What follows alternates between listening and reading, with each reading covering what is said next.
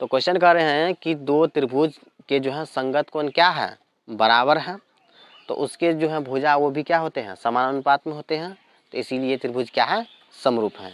इसी चीज को क्या करना है, जानना है। ठीक है, तो यहाँ पर जो है सबसे पहले हम दो त्रिभुज ले लेते हैं। ठीक है,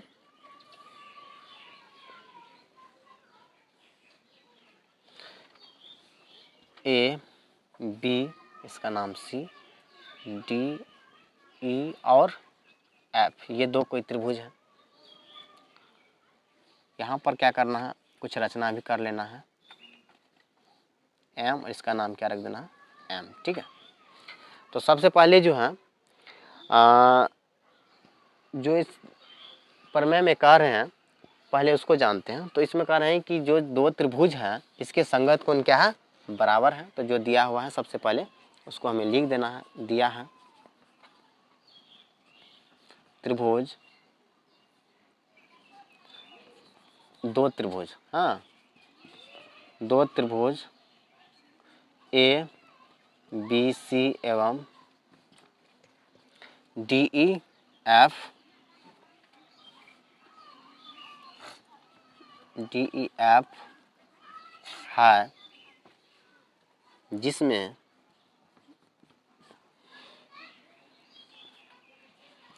कोण ए बराबर कोण डी, कोण बी बराबर कोण ई,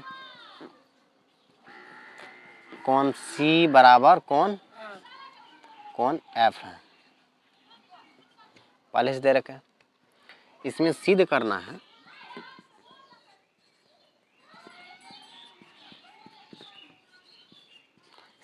है कि ये दोनों त्रिभुज क्या है, समरूप है। तो त्रिभुज ए बी सी समरूप त्रिभुज डी ई एफ, ये दोनों त्रिभुज क्या है, समरूप है। इसको क्या करना है, सिद्ध करना है। तो इसमें कुछ रचना जो की है इसको लिख देते हैं। तो इसमें जो है रचना क्या की है, रचना में जो है ए बी में से अच्छा, ये बड़ा भुजा हमारा क्या है, ए बी है ना। तो ए बी में से डी ई के बराबर, ये पर समझने वाला है, ये बड़ा भुजा ए बी है ना। इसमें से डी ई के बराबर क्या किए हैं, ए एम को काटे हैं। ठीक है, तो यहाँ पर इसको क्या लिखेंगे, ए बी में से डी ई बराबर ए एम तथा ए सी में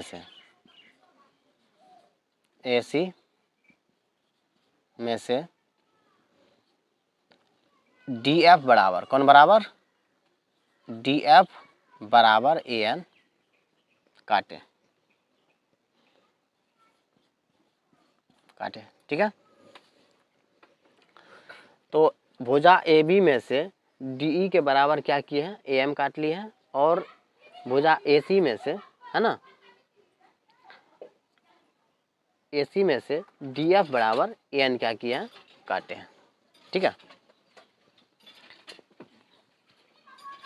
तो यहाँ पर लिख सकते हैं भुजा, है ना, भुजा ए बी में से डी ई बराबर ए एम तथा यहाँ पर भी भुजा लिख सकते हैं, है ना, भुजा ए सी में से डी एफ बराबर ए एन क्या किए, काटे। ठीक है, यहाँ तक किसी कोई दिक्कत नहीं ना। अब यहाँ पर क्या करना है, देना है प्रमाण। ठीक है, प्रमाण में सबसे पहले जो है ये त्रिभुज लेना है, ए एम एन और डी ई एफ लेना है। ठीक है, तो त्रिभुज ए एम एन एवं त्रिभुज डी ई एफ में, इस दोनों में क्या है, ए एम बराबर क्या होगा, डी ई होगा। ठीक है, और ए एन बराबर क्या होगा, ए एन बराबर क्या होगा, डी एफ होगा। और ये कौन पहले से क्या दे रखा है, बराबर है, कौन ए बराबर कौन डी। तो ये जो ए एम बराबर डी ई लिखे हैं ये कहाँ से लिखे हैं, और ए एन बराबर डी ये कहाँ से लिखे हैं, ये लिखे हैं रचना से। किसे? रचना से। तो डी के बराबर पहले इस त्रिभुज में से ए एम क्या किए थे, काट लिए थे। तो इसका ये भुजा और इसका ये भुजा, दोनों भुजा आपस में क्या हो गया, बराबर हो गया, है ना। और पहले से जो है इसमें कह रहा था कि दो त्रिभुज के संगत कोण क्या है, बराबर है। तो कोण ए बराबर कोण डी हो गया। तो ये हो गया, ये जो है पहले से हमारा दिया हुआ कि प्रत्येक संगत कोण क्या है, इसका बराबर है। तो यहाँ पर दिया हुआ भी है किस कोण से, संगत कोण से। तो यहाँ पर क्या देख रहे हैं, दो भुजा और एक कोण क्या है, बराबर है। तो इसको हम यहाँ पर लिख सकते हैं, इसीलिए एस ए एस सर्वांग समता से। तो एस ए एस सर्वांग समता से ये दोनों त्रिभुज क्या हो गया, सर्वांग सम हो गया नहीं। तो इसीलिए इसको क्या लिखेंगे, त्रिभुज ए एम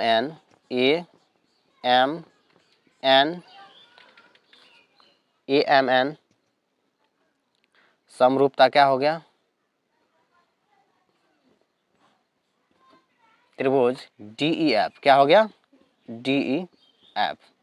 ये दोनों त्रिभुज क्या हो गया, समरूप हो गया, सर्वांग सम हो गया, है ना।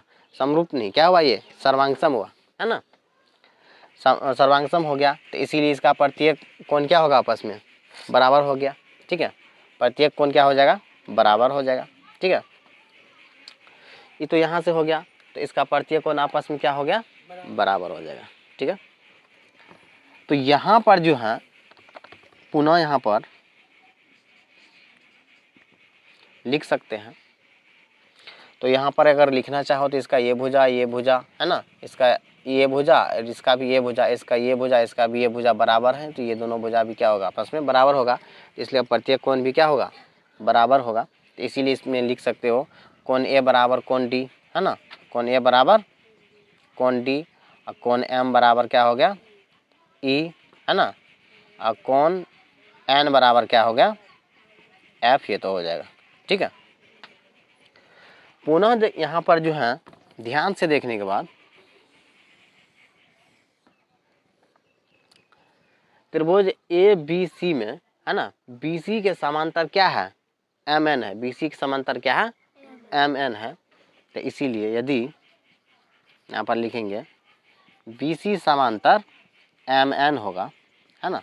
बी सी समांतर क्या होगा, एम एन होगा, ठीक है।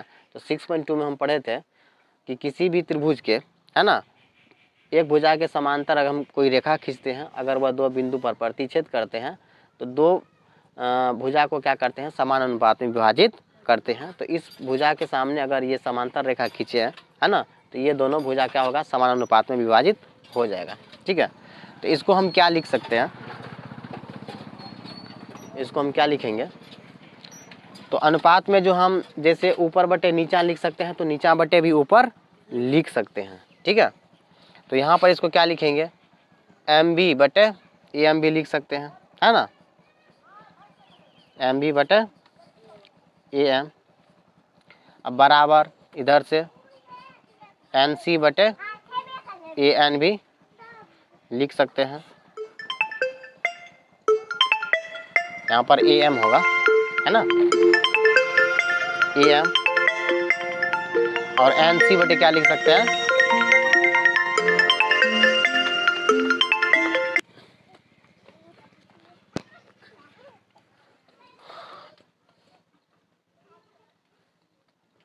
तो एन सी बटे हम क्या लिख सकते हैं, ए एन लिख सकते हैं, ठीक है।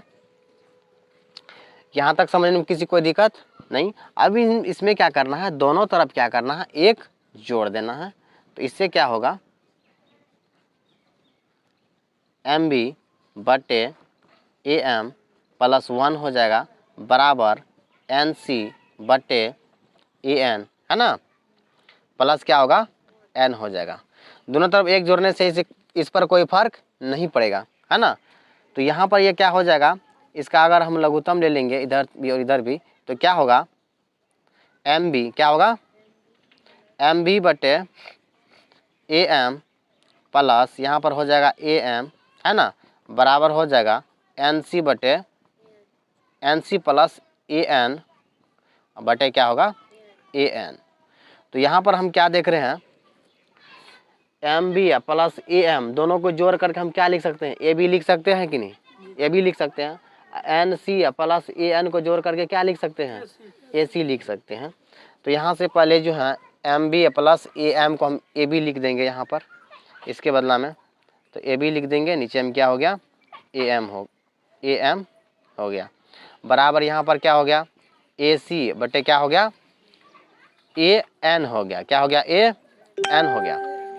यहीं पर समझने वाला है, ए एन जो है ए सी बटे क्या हो गया ए एन। तो यहाँ पर जो है यानी इस भुजा के अनुपात जो है ये बड़ा भुजा हो रहा है कि नहीं, इस भुजा के अनुपात बटे क्या है ए एम बटे ए बी हो रहा है, ए एम यहाँ पर ए बी बटे ए एम हो रहा है, नहीं ए बी बटे यानी बड़ा भुजा बटे छोटा भुजा हो रहा है, इधर भी बड़ा भुजा बटे छोटा भुजा हो रहा है। तो ये जो पहले से छोटा भुजा है ए एम जो है वो किसके बराबर है, ए एम जो है किसके बराबर काटे थे, डी ई के बराबर काटे थे, किसके बराबर काटे थे, डी ई के बराबर काटे थे। तो क्या हम ए एम के जगह पर डी ई को आसानी से लिख सकते हैं कि नहीं, तो इसीलिए यहाँ पर हम लिख देंगे ए बी बटा ए एम जो है वो किसके बराबर हो गया, डी ई के बराबर हो गया, बराबर उसका सेकंड भुजा जो ए सी है बड़ा वाला भुजा है ना, जो अभी ए एन है वो किसके बराबर हो जाएगा, डी एफ के बराबर हो जाएगा है ना। और बी सी जो है इधर इस त्रिभुज में बड़ा भुजा बी सी बटे क्या हो जाएगा उधर से ई एफ हो जाएगा है ना। इसलिए ये दोनों त्रिभुज जो है क्या हो रहा है समान अनुपात में विभाजित हो रहा है, इसीलिए ये दोनों त्रिभुज क्या हो गया समरूप हो गया। तो इसीलिए क्या लिखेंगे त्रिभुज ए बी सी समरूप त्रिभुज क्या हो गया हमारा डी ई एफ, क्या हो गया डी ई एफ। यही क्या करना था प्रूव करना था, किसी कोई दिक्कत नहीं ना। तो इस प्रकार से इसको जो हम आसानी से सिद्ध कर सकते हैं, समझने में किसी की दिक्कत नहीं। देखो बहुत ही आसान है, 6.3 हम कर लिए तो 6.4 भी आसानी से कर ही लेंगे, इसमें कुछ है नहीं। तो इसमें देखो कह क्या रहे हैं, पहले सवाल को समझना पड़ेगा। सवाल ये कह रहे हैं कि दो त्रिभुज के संगत कोण क्या है बराबर है, संगत कोण क्या है बराबर है। यदि संगत कोण बराबर होते हैं और भुजा भी समान अनुपात में क्या करते हैं विभाजित करते हैं, तो वे दोनों त्रिभुज क्या होते हैं समरूप होते हैं, दोनों त्रिभुज क्या होते हैं समरूप होते हैं। ये 6.3 कह रहे थे कि अगर किसी भी दो त्रिभुज का अगर संगत कोण बराबर है और भुजा भी क्या है समान अनुपात में विभाजित हो रहा है, तो दोनों त्रिभुज क्या है समरूप है। उस चीज को सिद्ध करना था। तो दो ये त्रिभुज ले लिए है ना, दो त्रिभुज ले लिए और इसमें जो लिख दिए कि दो त्रिभुज हैं और इसका संगत कोण क्या है बराबर है ना। और इसमें सिद्ध करना है कि ये दोनों त्रिभुज क्या है समरूप हैं। तो रचना से हमने क्या किए कि इस जो एक बड़ा त्रिभुज ले लिए, इनमें से क्या किए एक त्रिभुज को जो छोटा त्रिभुज है उसके बराबर भुजा यहाँ पर क्या किए काट लिए हैं, ठीक है। इसके बराबर भुजा यहाँ पर क्या किए काट लिए हैं, ठीक है।